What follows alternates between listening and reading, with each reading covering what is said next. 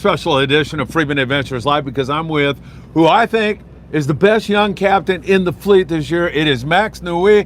Max, good Pleasure. to see you, man. Absolutely. Are you kidding me? I've been following you, as you well know. I'm really high on you. We're here at C4 Sport Fishing. Yep. We're at the bait receiver on the Pacific Voyager. One thing I'm already impressed with, man, you come out here and you get your bait on the boat before your passengers board. That means you get to take off for the grounds. Yeah, by the time we're leaving at 10, we're already going, you know. It's just San Diego bait. Sometimes you can bait up early, but a lot of times you have to go bait up, you know, and you're losing an hour and a half. So we plan on going pretty far tonight, so we want to make sure that we have as much time as possible. Or we're going to get in early. If everyone's ready to go, we'll leave even earlier than 10 o'clock. That's awesome. We're hoping that, you know, even in 1 hour can make all the difference between us making a catch and not making a catch. And dude, that bait, am I right? It's cured really out. It is beautiful hot bait. As hell. Yeah, it's really good bait. We've had no problems in Mission Bay so far this year with bait. We've been very fortunate on sardine. I know San Diego Bay's been struggling a little bit, but we've been having great bait and no shortage of it so far. So. All right, we're going to do some tackle tips in a moment, but let's focus in on the bluefin tuna for a moment. We've had a few days of very poor fishing. First of all, we can chalk that up to the weather. Yeah. And then because of the weather, the boys were in, they got off them. It sounds like nobody found them last night, but I had a guy, Jeff Lingle, who's a good source of mine. I know you don't know him, so, you know, that kind of a source, if I were you, I'd say like, oh, okay, I don't know. But I know Jeff, he said he caught fish on the mushroom, had a great bite last night, had 10 fish to 125 pounds. And then you looked at the water charts, and that makes sense to you, doesn't it? Yeah, you know, the fleet all went through the mushroom last night, but it's possible they could have just been east of it, you know, like looking at a water picture, it looks like it's just west of that. So that's where we're going to start off with our game plan. You know, we're going to go about 95 miles, and we're just going to go southwest from there. The whole fleet last night didn't see anything, so they're all kind of splitting up in different directions, but nobody went further west. And this time last year, that fish was way out there, you know, just the middle of nowhere. So that's our game plan for now, unless someone sees something. But I think we're gonna go off the skiff dope and you know, go a little bit further west than that and hope for the best. That sounds good. And that puts you out there, what, about 10 tonight? Yeah, probably around 10. We'll start looking 5 p.m., you know, because we'll be going right through that area where we were. Right. And then we're just going to keep going west from there. So, in theory, probably 9, 10 o'clock. Okay, perfect. Time we leave. Yeah. Sounds good. Overall, the daytime bite has not been that great, has it? No. It's been a nighttime thing. Almost non-existent. There's been a little bit of yellowtail and kelps. That's kind of dried up. The occasional fish here and there. I don't think there's been a daytime fish caught in well over a week now. So, it's pretty much all night fishing. Daytime, you have to spend the whole day looking, you know, figuring out where you're at, because you still see it during the day. You'll see flat spots and breezers and all that. So you figure out where they're at during the day, and that's where you go based on, you know, wherever you see is where you set up for nighttime. Yeah, for sure. We're definitely at night. It floats up, you know, and you see a lot more at night too, and it wants to actually bite. You're on a 2.5-day trip, so you got plenty of time. Yeah, it's a reverse 2.5, so we have 2 full nights of fishing. Rather than a traditional 2.5, we have, you know, we leave in the morning, we're going to get there at night, we're going to fish till the sun comes up, and we're going to eat all of the next night too. The same thing. Yeah, right. exactly. I love it. Great stuff. Hey, let me read a couple of comments. Dan Lightfoot says, good morning to you, Max, and to yours truly. Greg Sheridan says, hi, Fisherman's Landing. It's Carl over there. Keep up the great work. Greg, thank you so much. Michael Burke says, good morning, my dear friends. Really, really good stuff. All right, let's talk about tackle now for that nighttime bite. Do you have a preference in terms of jigs?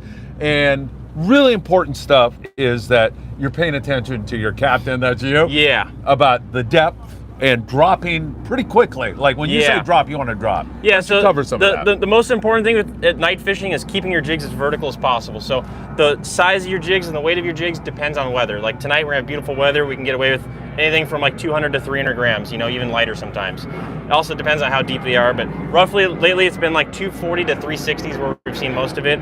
So on average, like a 250, 300 gram jig's been best. Tonight's gonna be beautiful weather. We have no wind. You can get away with something a little bit smaller even. When it gets windy, you know, maybe you have to up your size, you know, something smaller, heavier. Like those eddy bombs are good, you know, when it's really rough out. It's just something that keeps you vertical, you know. Right. You can always get away with like a 250 gram jig, but you have to cast downwind, you know. That's our big thing is guys mess up, you know, you're used to wind in your face, you're in the right place during the day. Nighttime, you want to, you know, you start on the very front of the boat or the very back of the boat, and you're going to cast, let's say the wind's going this way, you're going to cast downwind, you know, kind of towards that yacht there. And that way, by the time you're straight up and down, you're 300 feet down in that bite zone, you know. But a lot of guys, you know, if you know, something like this is plenty. This is a 250 gram jig. It's small, it's heavy. The reason why we like these small, heavy jigs is they stay vertical more. You know, you have a big, long knife jig, it's going to have more draft and it's going to kind of flutter, you know. you know, these tungsten jigs are really expensive. A lot of guys don't want to make that purchase, which is fine. There's plenty of other options. Lately, we've done really well in these SK jigs. You know that these are both 250 gram, pretty similar size. This one isn't tungsten. It's only like 25 bucks. You know, this is more than enough. In terms of color, there's not a whole lot that matters. You know, I like silver shiny jigs, something that's got some reflective to it. The red's been really good. The only color I really wouldn't recommend is like those straight glow in the dark, you know, old-fashioned flat falls that we used to fish. You know, just nothing down there glows like that. Yeah, right. But it seems like that smaller profile jig. We had a 180 pounder on our last trip on this exact tungsten jig. Beautiful fish, man. Yeah. So you know, you don't need a big giant jig for a big fish. You know, the small profile has really helped us a lot, though. It's kind of finesse fishing. Yeah. But, and you're fishing 100-pound spectra? Yeah. So 80 or 100-pound spectra, it's almost impossible to break 80 pound. I mean, realistically, so you're not going to 80's break good it. enough? Yeah, 80 pound. I fish 80 on most of my stuff because what happens is a lot of guys come out with these big, like 30 wide reels. They bring 150 pound spectra, and the problem is your spectra's so thick it doesn't sink. It doesn't sink, you know, and you're not getting the same action. So we do like that, like 80. I wouldn't go more than 100 pound, honestly. Okay. You know, 130 you can get away with. And it sounds like you're leaning toward the 80, right? It sounds like that's what you like. Personally, I like the 80. Yeah. Although you hook a 200-pound fish, 100-pound might be nice, but it's almost impossible to break 80 pound. The only way you're breaking a fish off is in a tangle, which happens a lot at night. Yeah. But I like 80 or 100-pound spectra, something that's thin. That way your jig has proper action. You know, you got to let it. You have to let it drop as fast as it can to have that action. You know, and that spectra going through the water is going to slow your jig down. It's just going to sink. You know, rather than have that flutter action to it. So keeping it really slack is really important. And people need to know that if your jig stops falling, you haven't hit the bottom, water. have you? Yeah, it's that 10,000 feet down there. You're not hitting the bottom. So if your piece of metal stops sinking, you either got a tangle or a fish. Start winding. A lot of times too, people get, you know, we get a lot of short bites. Our last trip, we had one night we only caught 2 fish. It was really slow fishing, but we probably had 12 short bites. You know, where you watch a guy, like his jig is chewed up at the end of the night, and he has no fish to result in that. And why is that? Because they just miss it. You know, that's just part of it. But a lot of times what happens is guys get a short bite, they wind up and they just wind up all the way and they reset. You know, you got a bite there. You know you're in the right spot. Usually your schools are hundreds or thousands of fish. You know. A lot of times when one goes for it, you drop right back down, you get a rebites. A lot of times, you know, they clearly know it's food. It kind of fires up the other ones around it. And you drop right down, you work that water column right there. You know, sometimes I'll drop for 10 seconds, burn really quick, drop right back down, and you work that right there. And a lot of times you get a rebite. You know, I've had times where I get 4 or 5 bites before I finally stick one. You know, that could be because I'm hitting them in the back or because they're actually missing it. But definitely, like, work that water column. When you get a bite, that's when you know it. So, I mean, this is really interesting. It's so good for the people who are listening. Max, when you say I'm seeing fish at 300 feet, am I dropping to 300 or am I dropping to 350? Well, one thing you want to think about too is even if you're perfectly vertical and you let 300 feet of line, you're not 300 feet down. You know, there's a lot of current down there. Your line's going to be scoped out, you know, so you want to let it pass. And you know, I've seen these fish chase these jigs up. You know, they're sitting at 200 feet and someone gets a bite 100 feet below the boat. You know, they'll chase these jigs a lot. So you definitely want to drop below them. You know, if I say they're 200 to 300 feet, I'd probably drop to about 350, wind up to 150. You know, and then work that water column. You definitely want to go over and under a little bit. You know, and just because you have your line mark, and wherever I say it might not be exact numbers. You know, I can tell you where the majority of that fish is. There might be a little bit below it. Yeah. You know, a lot of times this fish is shooting up and down the water column throughout. You know, during the stop, so I can say 200 to 300 feet, and I run down there, and then the fish shoots down to 350, 400. You know, so just fishing where I tell you isn't always the best. You know, you want to go a little bit below it, a little bit above it. And you made the point, but it's worth reemphasizing that you're wasting your time if you wind your jig to the surface. You don't want to do that. You work that zone, that water column. Yeah, there's kind of a balance because to me, the most important thing is staying vertical. So my rule of thumb is once you're out of the shadow of the boat, the odds getting bit is cut in half. By the time your line is scoped out from where the line touches the water to your rod tip, about 4 or 5 feet, you want to wind up a reset. You know, once you're scoped out, you have to wind up, which sucks because a lot of times guys, you know, when I stop the boat, you know, I pull it out of gear, the boat's going to keep sliding. Guys go to the back of the boat and they drop it and the line's scoped out way back there. And then you hear guys getting bit and they're like, I'm going to keep fishing, but you have to wind up all the way and reset, you know? So a lot of guys, that's our big thing we really emphasize at night is winding up and resetting. You know, you're scoped out even just a little bit, just wind up, reset. By the time you're vertical, you got a better chance of getting a bite. You want to reset before they start biting rather than they start biting and you have to wind up all the way, you know, because a lot of times at night you only get one swim through, you know, and you get 2 bites and that's it. Right. So it's really important to stay vertical. That's the big thing though. All right. Your leader material, is that fluoro, and what pound is it? Yeah, I have 200-pound fluorocarbon here. You know, honestly, you can get away with mono. There's no need to do fluorocarbon. Yeah. We have plenty of mono leaders. I mean, fluorocarbon is going to get you a little bit more resistance on getting chewed off, but it doesn't really matter. Yeah. A lot of times at night too, you know, whether you want to do a mono top shot, that's all personal preference, but a lot of times at night too, you know. Not necessary in your mind? It's not necessary. Like right now I have straight braid to a crimp leader. I like doing mono sometimes just for the stretch, but it doesn't really matter. Yeah. But a lot of times at night too, there's, you know, we're getting on that small fish and we're picking away, you know, and it's scratchy fishing. A lot of times what I'll do is to do straight 80-pound braid to like a short piece of like 80 or 100-pound fluoro, and then do like a 180-gram tungsten, or maybe even like a 120-gram Colt Sniper or small flat fall. Real finesse, you know, no crimp leader. What that does is your jigs gonna have better action, you know. And there's times where they are a little bit line shy at night, you know, where it's that finesse fishing, you know. Yeah. So it's, yeah, as scary it is to lose one of these nice jigs. You've spent all this money on it, you know. You're not going tuna fishing without spending $1,000 at least. Yeah. What's risking a $50 jig or whatever, you know? You fish on 80, 100 pounds, that might be your one bite for the trip that saves you, you know? Yeah. So there's a lot of times where, you know, they're stuck to the boat, we're hooking occasional one, you know, you fish 80 or 100 pound and you get that extra bite. And, you know, I've seen it a lot of times where it bites, it really does make a difference, you know, dropping your line size and jig size. But it just depends, you know, like if I'm seeing that fish up high, a lot of times you can get away with that. You don't want to drop 80 pound on 200 pound fish either. Yeah, that's for sure. Yeah. Am I buttoning down on my drag and pulling as hard as I can? Is that what I'm doing or not? You know, in the beginning, it's really important to get bit. So what I always do is I keep my rod tip straight down at the fish.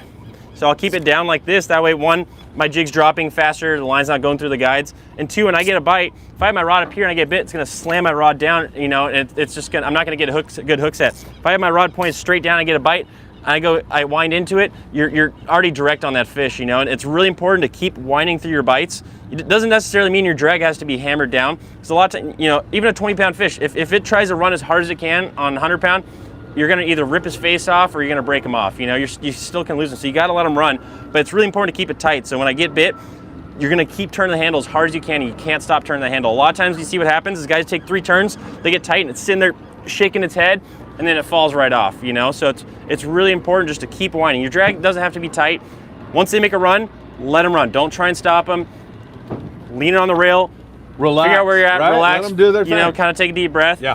And then, you know, once, another big thing to keep in mind at night too is opportunities are limited. You know, we're only gonna get so many stops. There's sometimes a short bite windows. It could be a 1-hour bite window. You get on the right school, you're gonna do some damage, you know? So if you sit on a 100-pound fish for 2 hours, you're gonna miss that whole bite window, you know, and everyone's sitting there watching. So once they get into a circle, you'd be amazed at how hard you can pull. You're not gonna, as long as you have the right tackle, you know, and they're hooked good, you're not gonna, almost impossible to break 80 pound as long as your knots are good and your drag's not, you know, you can even have your drag hammered down and it's gonna be really hard to break it off. Yeah. But that initial, when you first hook them, you gotta let them run.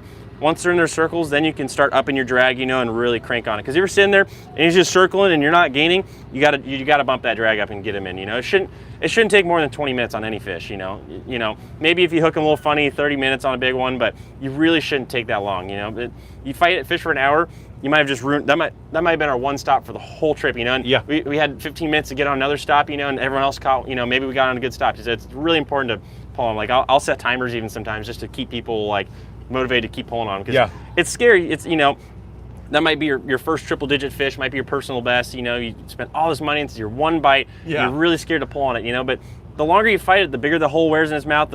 You have just as good of a chance breaking off by fighting it for 3 hours as pulling really trying hard.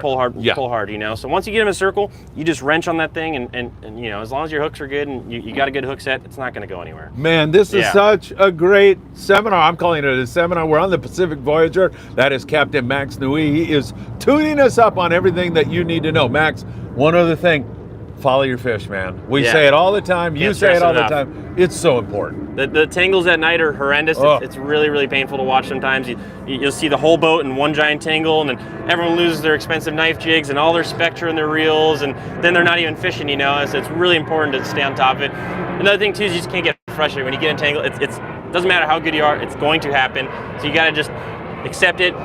If you lose a jig or whatever, grab another one, tie it on, drop back down. You catch another fish, you're gonna forget all about it. So that's a big thing, you know. Just guys, you have to understand they're going to lose tackle. It's gonna happen. Tangles are inevitable. You could have 6 people fishing, you're still gonna get a 6-way tangle probably. 100%. Isaac, just wanted to say to you that Ethan, his son, They are coming out with you next week. They can't wait to see you. Look forward to it. Absolutely. That's going to be great. Greg Sheridan's telling me to stay hydrated in Mexico. I will do that. I'll drink an extra coffee just for you. Michael Burke, hey, Phil, remember when you were that young? That young? No, I can't remember that far back. That's way too long ago, Max. Max, tell us a little bit about the Pacific Voyager. How long, tell us the dimensions. It's 65 feet long, 20 feet wide. It's a fiberglass boat. It's beautiful. It's a beautiful boat. Big galley. We can seat pretty much all of our passengers. We have staterooms down there. We have 4-man staterooms. We have a big shower that's not attached to your bathroom, so you're not sitting on the toilet while taking a shower. It's pretty much a mini long-range boat. It really is. We have we have CH600 up-to-date sonars, up-to-date radars. We have all the new machinery. It's a really beautiful boat. A good platform.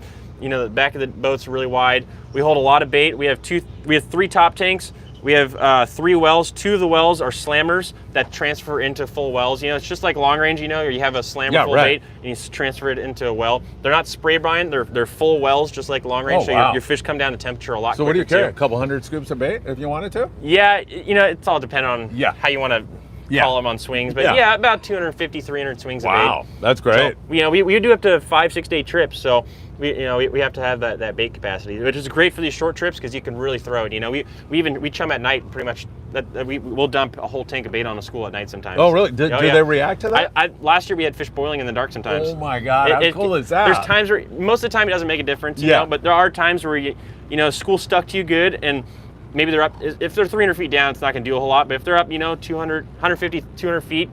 And it's stuck to you good, and you have your flurry, and it kind of slows down. We'll shovel a bunch of bait over, and you watch another flurry. We'll hook another 5, 10 fish or something. That is so cool. I don't know if it really makes that big of a difference, but it makes me sleep better at night. So if you got the bait, it can't help. Heck yeah. Yeah. Isaac wants to know how the boat drifts when you come to a stop. This boat has a weird drift, so it's stern first. So usually what we do is we start on the bow, and you work your way to the back. Yeah. Or you start on the back, and it goes out. So it has a slight angle where it goes out to the back. It's a little funky, but it drifts pretty good. Yeah. Great. All the boats are, none of them are perfect. No.